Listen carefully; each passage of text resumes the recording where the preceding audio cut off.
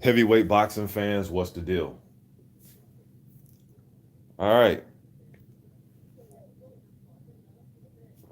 wait for a few of you guys to join. Talk about some heavyweight topics, man. Seen a video earlier, then I went and did my own due diligence and looked up the article. And so shout out to my man Blue Blood Sports TV because I heard on his channel first. You guys go subscribe to my man Blue Blood Sports TV. Does excellent work, man. Shouts out to the LDBC. But I seen the video on his. Like I said, I seen it on his video first, and then I went and looked it up myself, see what the kid Daniel Dubois had to say about a potential matchup with Dillian Whyte. All right, and then also shout out to my man Leo Donald. I talked about this in my previous live that that Ultimate Boxer 6 was going on yesterday in Manchester. Had I been in that area, man, I would have went to that. I like little untraditional stuff like this when they have those one night tournaments, 3 minute, 3 rounds. All right, so my man Leon Donald sent me the link. I went just watched that tournament. It's on YouTube. They got the full telecast. Paula Malignaggi did the call. He's a part of the team, the commentators. He's been in. He's done all the Boxer tournaments. So this was the sixth um, installment of it, and Nick Webb won it. Man, it's crazy because let me get to y'all first. Hold on, I'm gonna get back to that. NBT Boxing salute. Ronald Finkley salute. D'Lo 404 Boxing. Let me do this for my man D'Lo. Let me do that for you. There you go, D'Lo. Shout out to my main James Daggs. Mark Wunderlich, what's good? Utah in the house. JC, what's up? Um, so for those of you that don't know who Nick Webb is, okay, let me just start off with that. All right, he is a what he improved to 16-2. Um, he was an up and coming heavyweight. He was undefeated at one point, 11, 12-0, somewhere around there. He was a guy that had fights with Dubois, or no, not a fight with him, but potential fights with Dubois and Gorman. Then he had those unexpected losses, all right, to Kamil Sokolowski and the fight to Dave Allen. Okay, he got stopped in both of those fights, get caught with overhand rights and left hooks and stuff like that, man. So unexpected losses, kind of no, I think even Nathan Gorman was going to be a possible opponent at one time. Then he started getting these losses, man. So those two defeats, he hasn't fought since the Dave Allen fight. Literally a year ago, his last fight before the tournament yesterday was I think December 15th of last year. But it's been a year. It's been since last December. So for him to come back, I think he won in the finals. He won 50,000 pounds. I think that's close to I looked it up 66,000 in USA dollars. Okay, so $66,000 in cash. Picked up 3 victories in one night. Um, he also had the only stoppage of the night against Danny Whitaker. Whitaker actually upset Jonathan Pilata. Pilata was a lot of people's favorite going into this, and he actually stopped him. Look, y'all, he actually stopped him with the I swear to you the same combination that Joshua dropped Ruiz with in that first fight. Left hook, right uppercut, left hook. Stop. He dropped him with the same combination at the very end of round one. Whitaker got up, looked like he possibly could have continued, but then he fell into the ropes. Looked like he didn't want no more. You know what I mean? So Webb did that. Then in the fight, well, let me go to the quarterfinals. Mark Bennett, who actually fought Nick Webb in the finals, he was an undefeated guy in the amateurs and undefeated thus far in his career. He came into the tournament 5-0. He beat Jay McFarland by split decision. They came out banging. I can't even lie to you, man. McFarland came out looking like Andy Ruiz. He had the sombrero on. I guess he was trying to say, hey, I'm about to spark an upset the way Ruiz did in June. He came out like that. Thought that was funny.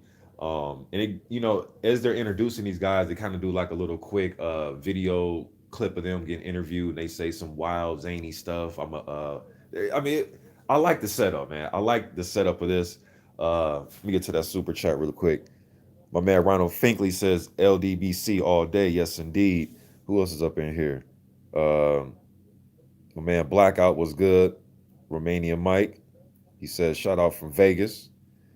Uh, so yeah, man. So McFarland and Mark Bennett came out just going at it, and they kind of set the. Well, I thought they were setting the tone for a night of like knockouts, but all of these went to decision except the one fight that Webb had with in the semifinals. the fight that Webb had with Danny Whitaker. Okay, but I thought all these fights would be knockouts because they're big heavyweights, and if they come out going fast, especially in this type of setting where it's only 3 rounds, they want to come out quick, and I knew they would tire, and then I thought that somebody would at least get knocked out from exhaustion. All right, but the first quarterfinal matchup, like I said, was Mark Bennett against Jay McFarland. Josh Sandlin beat my favorite, Kamil Sokolowski. I thought I favorite. Look, it's so funny because I favorite Sokolowski, but then I also said yesterday in my live, I said, hey, if this was like a year and a half ago, somewhere around there, I would pick Nick Webb to win. You know what I mean? And then Nick Webb ended up winning the tournament, man. So I wasn't far off, and I brought up his name a lot yesterday because I wanted to see I still knew he was a one of the favorites to win this, but I was going with Sokolowski, man. But yeah, man, I should have just kept my initial gut feeling and went with Webb. But he won it, man. Did what he had to do. Okay, Josh Sandlin beat Sokolowski in the quarterfinals. Webb beat Chris Healy. He actually knocked Healy out before, earlier in his career, so this was a rematch. You know what I mean? He got the split decision. He was even said he was kind of disappointed because he wanted to knock Healy out again. Okay, the Danny Whitaker, like I said, beat Jonathan Pilata. The semifinals was Mark Bennett, unanimous decision over John Sandlin. Webb, the TK over Danny Whitaker. Then in the finals, it was Nick Webb versus Mark Bennett. Bennett came into that fight undefeated. Um, and in that fight, Bennett, he's 6'5" himself. He isn't a short heavyweight, but he took the role of the aggressor. And Webb would use his jab, hold when he have to. He got hit with some good overhands, and when he got hit with them overhands, I'm like, oh, here we go. He's but he held on, did what he held on, survived. Then he got back on his jab. Then towards the end, looked like Bennett was running out of steam. Webb did a good job of using his jab, landing some straight right hands. He did a good job of boxing, holding when he has to. Now he is leaning over a little bit, and going further in his career, man. You kind of looking at it like, man, he is there to get hit with some overhand rights, but he's taking them, and he's holding on, and then he's getting back to his jab, man. So, like I said, 3 victories in one night, $66,000. Hasn't fought in a year. I think that's a good upstart to get him going again, man. So, congratulations to Nick Webb. What I want to see from Webb, I would like to see him and Nathan Gorman. You know what I mean? Gorman has just the one loss in his career to Daniel Dubois, which was a good fight for 2 undefeated up and comers. I would like to see him fight Nathan Gorman. You know what I mean? Maybe Cash Ali. You know what I mean? If David Price still wants to give it one more shot and fight again, hey, give a shot to Nick Webb. You know what I mean? But congratulations to Nick Webb, man, for winning that Ultimate Boxer 6 tournament. Okay. Now let me get to this really quick. Let me see who else up in here. Chosen 115 was good. EJ Boxing Live was good, man. He says was a good night of fights. Let me do this for my man EJ, man. Let me mod you up, EJ. I've been messing with EJ for years on here. Let me see. Oh, here we go again, man. They pick and choose when they want me to give me the option to mod you guys up, man. EJ know he family though. Damn, it ain't let me do it right now. On the archives, bro, I got you, EJ. EJ family, man. Y'all go subscribe to my man EJ Boxing Live. One of the best to do it out the UK, man. You know what I mean? I listen to BWTM Sports, EJ, and a few other guys out there, man. So one of the, in my opinion, at least one of the best out there. Yes, Ronald Fink, I'm going to catch that one too, bro. But I gotta, how I am when it comes to these little under the radar type of fights for the heavyweights, man. But yes, Richard Comey versus Teofimo Lopez for the IBF lightweight title. Definitely gonna check that out. You know what I mean? So let me just do this real quick, man. Let me just keep cooking on this real quick. Now, like I said, shout out to my man Blue Blood Sports TV. This is where I heard the information from. Like I said, I went and did my own due diligence. Got to get privy to the information myself. So I looked it up, and let me see, my laptop acting crazy. Hold on, y'all, because I wanna quote him exactly. I don't want to misquote the young man. You know what I mean? But he has a fight coming up with my man Kairatora Fujimoto. You know what I mean? So right now, before I get to that, Dubois, as it stands, I'm looking at the boxing scene right now, and everything is updated as of December 9th. The WBC, IBF, WBA rankings, and the WBO has yet to be updated. Okay, but looking at these rankings, WBO Dubois is number 6. The ranking I'm looking at. The IBF, he is number 12. WBA, he's not rated, but he's fighting Fujimoto, who is number 13. Okay, and then the WBC there, he's not. Let me see, is he in here? At least the ones I'm looking at, he's not in here. Looking at the top 15. But I know that the WBC silver is going to be on the line. So once you get that, you will be in the top 15. Okay. So, and then if he beats Fujimoto, I expect the WBA to insert him into their top 15. So he's going to be in this top 12, 12-ish, of every sanctioning body sooner or later if he gets this win against Fujimoto. Okay. Up and coming kid, man. And sometimes we can sit back and say, hey, they're rushing the kid. Well, if AJ can win his title in his 16th fight, which people they bring up a lot, which is a good feat, then some of these other guys like Herkovic and Dubois, they want to be fast tracked. Not all of the prospects, but some of these guys want to be fast tracked as well. Look at Otto Wallen. He gave Tyson Fury all he could handle. How many fights Wallen had? 17, 18, something like that. So some of these guys, man, they're not going to be shy getting up in here. I know on paper and as fans, we may say, oh, that's a mismatch. But hey, man, a lot of these guys are on their way to being fast tracked to some degree. Even a guy like Joe Joyce, you know what I mean? He's looking to try to position himself for a title shot. And he's not sure if he's about to fight Marco Huck. You know what I mean? Um, Let me see here. So let me look up what Dubois had to say, man. Now this is per Talk Sport. Also, it's on Boxing News 24 as well, but I'm on Talk Sport. And he pretty much, let me see what the kids say. He says, it's all down to my next couple of performances. He told Talksport.com, but my management team is talking about the end of next year for a world title shot. He says, so I'm expecting to be there at the end of next year. If not for world title, then definitely a number one contender fight. Okay, so he's open, not just saying I want a title shot, but hey, if y'all put me in a situation where I have an elimination fight or some elimination fights to get into a mandatory, hey, I'm raising my hand. Put me in there. You know what I mean? So I like that about the kid. Then he also says, let me see. When talking about Dillian Whyte, he says, yeah, definitely a potential fight because he is number one. Sky has got all the top heavyweights, so this guy is an incredible name. Any of them I will be ready for them. He's definitely talented, and it will be a good sculpt to have, okay? So the kid looking for smoke. You know what I mean? I like that, man. Now, with that said, though, let's get past Fujimoto December 21st, which I think he will. Fujimoto's a shorter, smaller heavyweight, wants to mix it up on the inside, but the problem is he stands straight up. And when he does mix it up on the inside, I think Daniel Dubois is going to have all he wants. He's going to give him all he wants. You know what I mean? I think he's going to get him out of there, man. But it's how is he going to do it? Work behind the jab, be patient.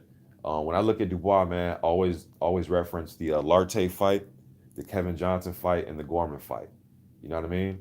Gorman, we know he's going to try to go to his body, try to get on the inside. Dubois showed him that that's where you not want to be against him. Okay, the Larte fight, Larte landed some good overhands on Dubois, made him reset and hold on. You know what I mean? Because he tried to get into exchange. Larte got him up off of him early. Now let's not forget that. But then Dubois reset, got behind the jab, stayed patient, and when he had the hold, he held. You know what I mean? It wasn't no shame in his game to say, hey, I got caught, let me hold. You know what I mean? A lot of these heavyweights, they might not be much on paper as far as who you think will win, but they all, majority, you're going to get in there where some guys got some heavy hands. Holy shit. Hey, this is off subject, but there's another little article on TalkSport. Alistair Overeem, I know the MMA dude. Did y'all see his injury, his latest injury? Holy shit. His lip. This shit look like something off a movie. Oh my goodness, man. Alistair Overeem, look at his lip. Let me see. Damn. Oh my God. This shit is split all the way up to his nose. Man, you guys go check out, after this, go check out Alistair Overeem's latest injury. God damn. He must have caught an elbow or something, or a knee. Can you knee to the face in MMA? I'm not sure if that's legal. You can, as long as they're on their feet. Oh, they gotta be on their feet? Yeah. Jesus Christ, man. That shit threw me off, y'all. Damn, where was I? Daniel Dubois. Okay, so I referenced those fights. Now, a fight with Dillian, okay? Now, I know Dillian positioned himself, Mr. Boxing. Why are you bringing him up? Dillian Whyte's going to be Wilder or Fury's mandatory. Yeah, I know that, but I'm just talking about what Daniel Dubois had to say. Now, just looking at a fight between the two, we just taking it there. Look, man, if the Dillian Whyte that I saw on Saturday shows up, I'm giving Dubois a chance to beat him. And to tell you the truth, man, Dillian Whyte has won his fights now, but he didn't look all that great against Robert Helenius, y'all. You know what I mean? Chisora was up on the scorecards, and that see now he knocked out with a good left hook. Chisora was up on the scorecards. Dillian Whyte doesn't seem nowadays. He just seems really down through what's been happening this prior year. Whether you think it's right, or whether you think he's in the clear, or you think he's guilty as hell. You know what I mean? At the end of the day, I'm just looking at him as a fighter, and he seems pretty down right now. So I want to see him be upbeat again, because right now he looks just down on himself. He was completely out of shape. You know what I mean? So if that type of Dillian Whyte gets in there, I'm going to lean towards Danny Dubois, man. Um, but now as far as the fight though, if they were to fight, man, look, Dillian White's going to put some pressure on this kid, and if Dubois decides to get into an exchange, he can get caught with a big left hook. Because it showed he can get caught with hooks. He sometimes he'll get caught. He'll be straight up. One thing we know about Dillian that we know for a fact, he took some good shots against some heavy-handed guys. You might not think much of Helenius, but he caught Dillian Whyte with a good shot, and Dillian Whyte was able to take it. Chisora, we know they went to war. You know what I mean? So Anthony Joshua was landing some big shots throughout that fight before he finally stopped him. So, but it's not all about just taking big shots, you know. But like I said, Dubois showed some patience in the Kevin Johnson fight, right? He tried to overwhelm him at first. It didn't work. He settled down, worked behind his jab, remained patient, and just won a decision. You know what I mean? So, see what y'all got to say, man.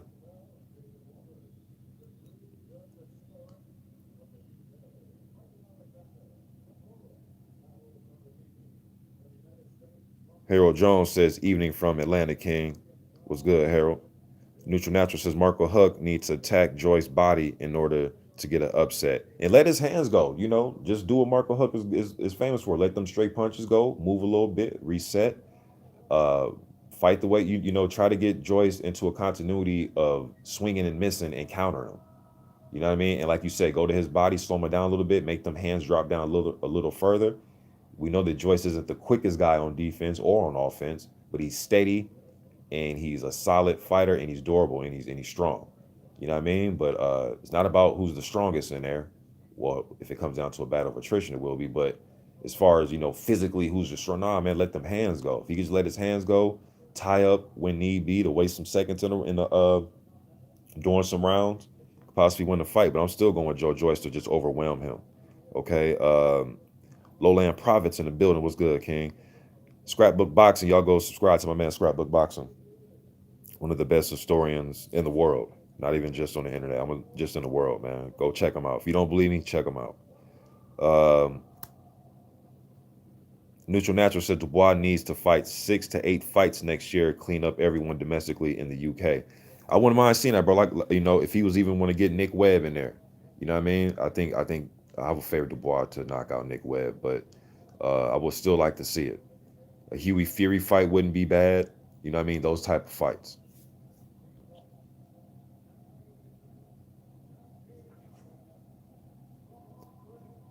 Neutral Natural also says Dubois should have 22 to 25 fights until he gets a title shot. I don't believe in fast tracking overhyped prospects. Dubois need more seasoning, and that's the way of looking at it, bro. But everybody's gonna look at Anthony Joshua, and I know you're gonna say, but you know that's a different scenario. But hey, man, you got these fighters coming up. They're looking at it like, well, shit. My amateur career was long. Like a guy like Herkovic, right? He may look at that and say, well, shit. I have a much more, even though I didn't win a gold medal, but I did medal, and my amateur career was more lengthier than that guy's. It was longer than Deontay Wilder's amateur career. It was longer than AJ's career. Shit. You know what I mean? I was in Klitschko camps when I was 17, 18. Those guys, they're going to look, and their management will look at things like that. So they'll say, well, if that guy can do it, I know I can do it. But I'm on one accord with you. I like to see guys get brought up accordingly. If you're the type of guy that needs 22 to 28 fights, then do, because that's what Wilder needed. He needed those fights. He fought bums his first 30 fight because he needed the experience. The man just picked up boxing, but your management team needs to handle you accordingly. When Evander Holyfield was coming up, he didn't need 22 fights to fight for a cruiserweight strap. He fought in his what, the 11th fight against Kwawi, something like that. I think it was 11 or 12 fights. Usyk the same thing. Some guys can get fast track, man. It's just you gotta handle the prospect accordingly. If your prospect needs the 30 fights, then give him his 30 fights. Put him on that Mike Tyson schedule where he's fighting, you know what I mean, 4 times a month, every damn weekend. You know what I mean? I think it all boils down to the prospect that you have, man. That's my opinion though. But official AJ in the building, what's good, bro? Neutral Natural says Kevin Johnson don't throw no punches. No, he doesn't. He survives, but he can make you look stupid in there missing, and he will grab you and hold you, and then throw a quick 1-2, step off to the side, make you miss, make you hesitant to throw your jab because he's slippery. It's little things like that. It's not about him being aggressive because we know Kevin Johnson. Well, this version of Kevin Johnson isn't putting his hands together, but he can make you look kind of silly in there. And if you were to get a stoppage victory over him, it would mean something. But Dubois, what I'm saying about that fight is Dubois noticed that, okay, this guy's here to survive. I can't just go crazy with combinations. Yes, I know AJ stopped him, but a lot of other guys couldn't stop him. You know what I mean? Even when the Croatian prospect, not Herkovic, but the other one, Petar Malas, he got stoppage, but that was what, on cuts or something. That fight could have continued. But his only clear, clean stoppage loss was to AJ, if I'm not mistaken. Yeah, so Johnson's one of those guys, just he's slippery and he'll just give you some rounds. And it's just how you deal with that when it happens to you is what I'm looking at. Not so much that, oh, he was in there with Kevin Johnson. No, it's just how you deal with somebody like Kevin Johnson, that style. My man Ronald Finkley back in that super chat. He says, we not playing, AJ. Fuck out of here, LDBC. Jupiter B, what's good, bro? Big Nick says AJ out cheer B. AJ want all that smoke. Who wants it? Look at you, Big Nick. Come on, Big Nick, man. You know that boy be the unified champion be immensely contradictory sometimes with his statements, man. But it seems like the next person that's gonna get any type of smoke, as you put it, with him is gonna be Kirbat Pulev. You know, the question is, does Pulev really want that smoke? Because that dude be always having excuses not to why he couldn't take his IBF title shot. So he's the dude we need to ask, does he really want that smoke, man? Because I don't know with Pulev, man. Good jab and all that, but damn, man, get in the ring with for that IBF already.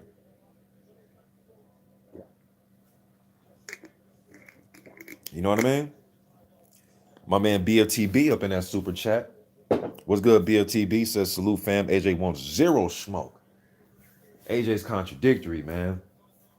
Dudes say one thing on Monday, Tuesday something different, Wednesday, what are y'all talking about? I never say either or. You know what I mean?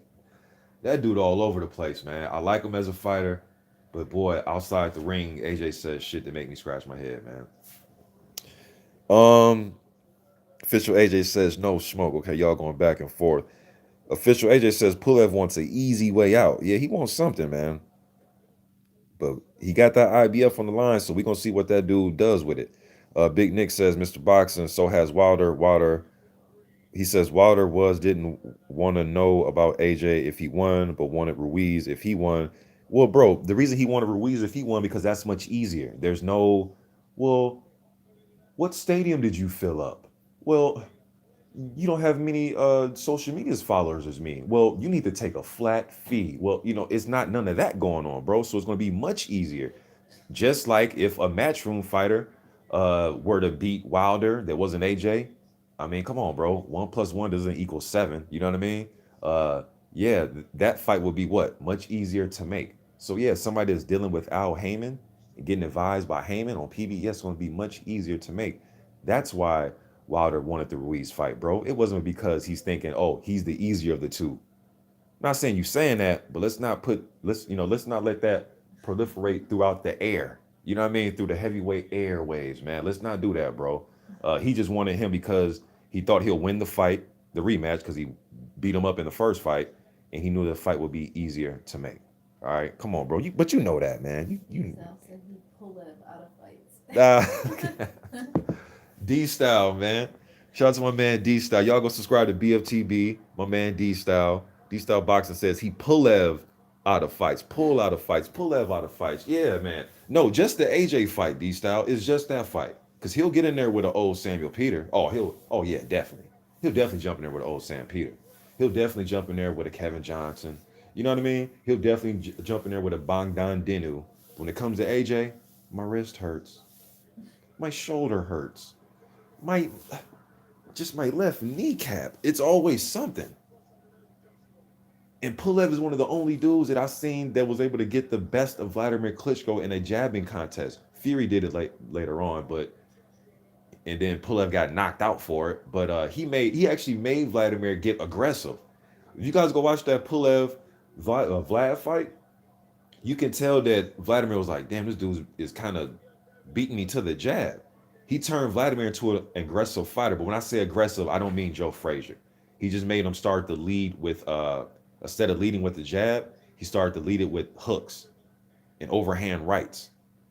You know what I mean? And it's just, that's just something I caught in that fight. Some people just look at the knockdowns. Oh, he got him out there. What are you talking about? Nah, but he actually buzzed Vladimir with a good jab in that fight.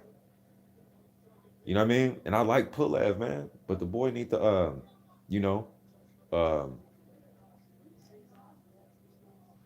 stop kissing on reporters. Although that reporter was throwing her body all up on him, though. That was some bullshit, though, man, because she knew what she was doing. You know what I mean? Had her cleavage all out and smiling at all his jokes, and I guess she was lap dancing with the crew and all that man, the night before. But on a serious note, though, man, well, that's serious too, because you can know in somebody's correctional facility, man, messing with some of these bras. But boxing wise, though, boxing. Let's keep it boxing, right? Um, he needs to get in there and fight, man. Getting tired of Pulev, yo. BG London was good. He says Team Nick Webb. Yeah, Webb got it done, man. It was all a dream. I used to read Word Up magazine. He says, my man, it was all a dream. Says, I think Dubois takes Pulev now. That'd be a good one. Ronald Finkley said exactly that reporter got what she wanted. She wanted a bag. She knew what she was doing. She probably. Oh, let me stop, man. She was probably trying to get the bag the night she was in there, allegedly, y'all, allegedly, because this is what I heard. Okay, allegedly, she was probably trying to get the bag the night before. You know what I mean? Get some dollars thrown at her when she was giving everybody a lap dance, and then since she figured that wasn't a big enough bag, she said, "Let me get that court bag. Let me go ahead and throw some allegations out there, allegedly, because that's just what I heard. All right, that's just what I heard." Neutral Natural says Pulev Neanderthal need to get that retirement check. I think he got another good fight of him, man. Because with Pulev, even though whether he's cut, gets knocked down, when he's in the ring, I haven't seen him quit. As far as his effort, I haven't seen his effort sway or him quitting. I haven't seen that, so I'll give him that. It's just with this, it's just the AJ fight, bro. He just, I don't know where he just did not want that fight. Romanian Mike says, check out this Russian prospect. I've heard of Pacheco, bro. I just haven't done no videos on him recently. But yeah, 13-0 with 13 KOs. I got some of his training footage up on my channel. If you type his name in and type Mr. Boxer Today 2, you'll see the training clips I put up of him. I just haven't did a video on him in a while. Hey, bro, I'm all on it with these prospects, man. There's not gonna be too many prospects you run past me that I don't know. You know what I mean? Out of 100, I'm gonna probably know about 97 of them. Real talk. Uh, PC Jacobs. Let me see. My man PC Jacob in here. He says Michael Hunter is the dark horse of the heavyweight division. He's gonna give a lot of people problems. I did a video on him when he was a cruiser, or when he started off at heavyweight, then went to cruiser. But he was a cruiser at the time I did his heavyweight prospect video, and I've always thought this kid was gonna give people some problems. You know what I mean? And he's showing that he gave Povetkin problems, and he has beaten guys that were favored to beat him. Martin Bukolia Lunga, who's a much bigger guy than him. He was able to stop Ustinov, who's hard to stop. Although he's long in the tooth, but he's a big, durable, experienced guy that's very hard to stop. Um, yeah, Michael Hunter's here to stay, man. Fight to me fights just like his dad, man. Y'all need to go watch Michael Hunter Sr. Type that in YouTube and watch some of his fights. Tell me that boy don't fight like his dad. That boy's a carbon copy of his pops, man. Romanian Mike says when Wilder was a prospect in 2013, I was telling everybody about him, and I'm sure. Let me go ahead. Hold on, y'all. Let me. Roddy and Smith says would love a format where fighters need to win an American title, or British, or European title, or Australian to earn the right to enter a tournament with other champs. That'd be a good idea, man. They should start doing that with some of the tough journeyman type guys. and some of the guys that kind of fell from those title eliminator fights that are kind of in the middle of they may be a gatekeeper, but they have another crack at probably being the contender and probably throw a prospect in there that's willing to put it on the line. Like that mixture type of fights, I love those type of tournaments, man. Sign me up for those. That the one prospect that's willing to put his undefeated record on the line to be in a tournament like that, a tough journeyman like a Jamal Woods, Camille Sokolo, those type of guys, Camille Sokolowski, Jonathan Rice, those type of guys that are getting there that have an opportunity if they get a full camp behind them, can make some noise, and then also throw that guy in there that's probably lost a title eliminator or two, or maybe had a title shot and lost, and he's kind of teetering between gatekeeper and possibly getting another shot one day. A mixture of those type of guys in one tournament, shit, man, I watch that all day. Boy, I watch that all day. I don't know about y'all, but I watch that all day. Uh, Milty Swimbuckle says, "Do you think if there was a rematch between Hunter and Usyk at heavyweight right now, the result might be different?" Ooh, I don't. Yeah, it might, man. It might, but because Hunter was giving him some problem. Now, towards the end of that fight, if the ref would have just said, "All right, it's over with," or his team threw in the towel, I wouldn't have been mad. Because at the end, Hunter was trying to. He was holding on for dear life. He was fighting back. They were both tired, especially Hunter. But right now, a little bit heavier. Uh, I wouldn't put it past Hunter that he wouldn't be able to pull it off. I'll probably still favor. I would still favor you. I'm not gonna say probably. I would still favor Usyk, but I wouldn't be super confident in the pick. Put it that way. You know what I mean? Now Hunter has got some wins under his belt against bigger guys. But that's the thing. Usyk is not about him being bigger than Hunter. It's about him outmaneuvering Hunter with the movement, the hand speed, the combination punching. It was those type of things giving Hunter problems, and it wasn't like how big he is or how strong he was or his reach. It wasn't none of that. It was the foot movement, the head movement, and the oncoming offense that was giving him problems. You know what I mean? Because it's easier for Hunter to see the big, hard, thudding shots from the bigger guys that fight him than when you fight somebody like Usyk. And they're around the same dimensions in height and things like that. So, and weight. So, be an interesting rematch, though. It would be. We might see it. Tone Bangers up in his camp. What's good, man? Tone Banger says, I can't wait for Wilder to can't he says, I can't wait for Wilder to run to or through these UK clout chasing heavyweights. I would definitely want to see him fight AJ. Well, he's going to fight Fury again, but I want to see the Whyte and the AJ fights, man. Um, Ronald Finkley says, you on the heavyweight Mr. Box today too, popping shit at Big Nick. Fuck out of here. Are y'all you and Big Nick going at it? Let me see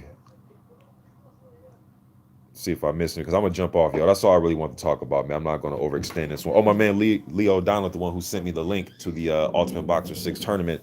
He said, man, I was hoping Sokolowski would do the business. He rarely gets a full camp and has some victories over some of the opposition. Enjoyable nights boxing overall. I miss the prize fighter style. Yeah, I was just talking about that, Lee. I miss it too, man. And as far as the how that tournament went, I picked Sokolowski to win. But I said in my live yesterday that had this been a year to like a year and a half ago, I would have picked Nick Webb. And who wins the tournament? Nick Webb. So it's like I was off, but not too far off. You know what I mean? And I also said I want to see what Nick Webb does in this tournament. But congratulations to Nick Webb, though, man. And Sokolowski lost in the damn first round against Josh Sandlin. So that's boxing, though, man. That's why they fight the fights. You know what I mean? It was all a dream. Says he thinks that Usyk lost in the World Boxing Super Series semifinals. Um,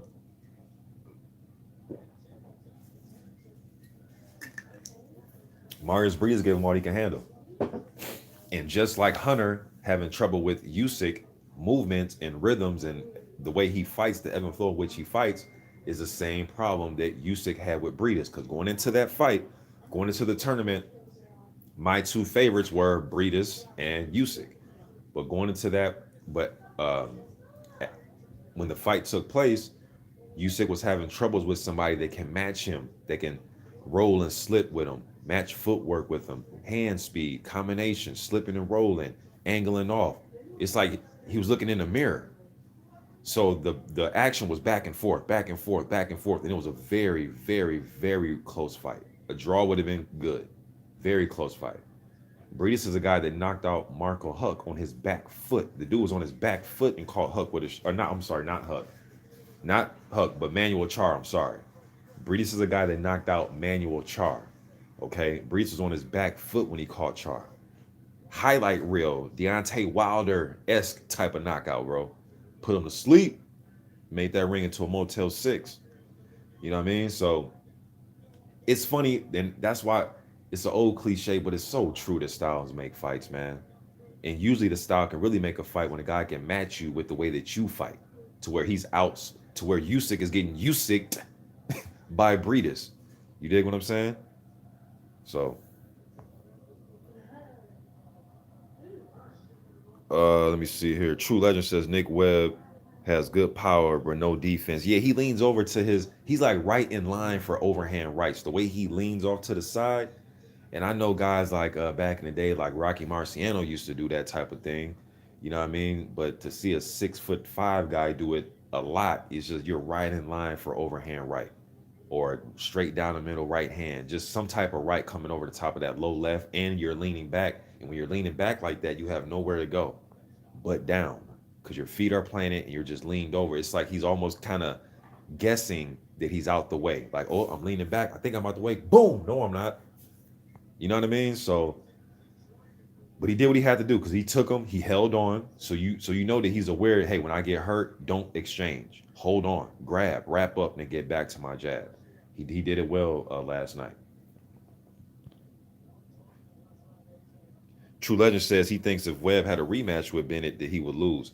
Bennett like he ran out of gas late, man. You know what I mean? I say late. It sounds so crazy because only 3 rounders, but they fought. Shit, him and Bennett fought 3 times that night. But look like he just ran out of steam. And Webb was just more active, especially with the jab.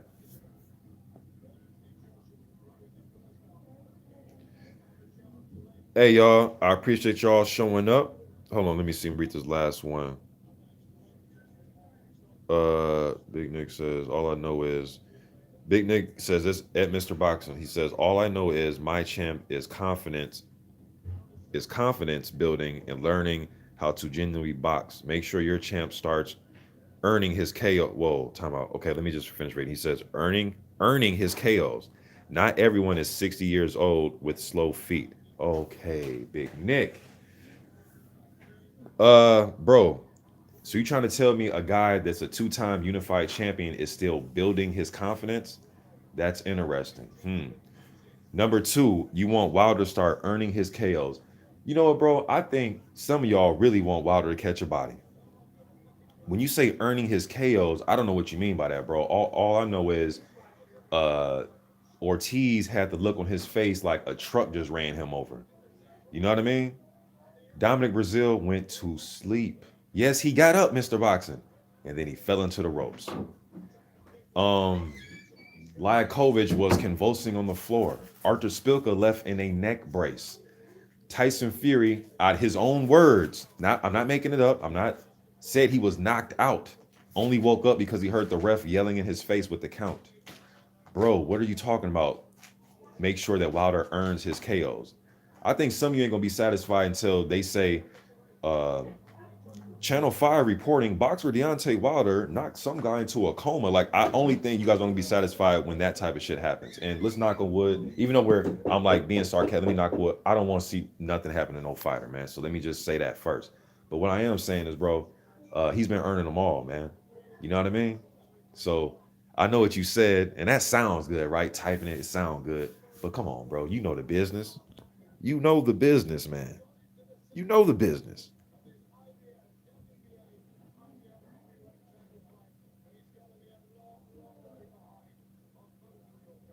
Yeah, True Legend. Ruiz was tagging him. Just imagine if Wilder tagged him, especially that right hand that landed on Joshua. Then he was smiling right before in that first fight. He's smiling. Bow, got hit with it.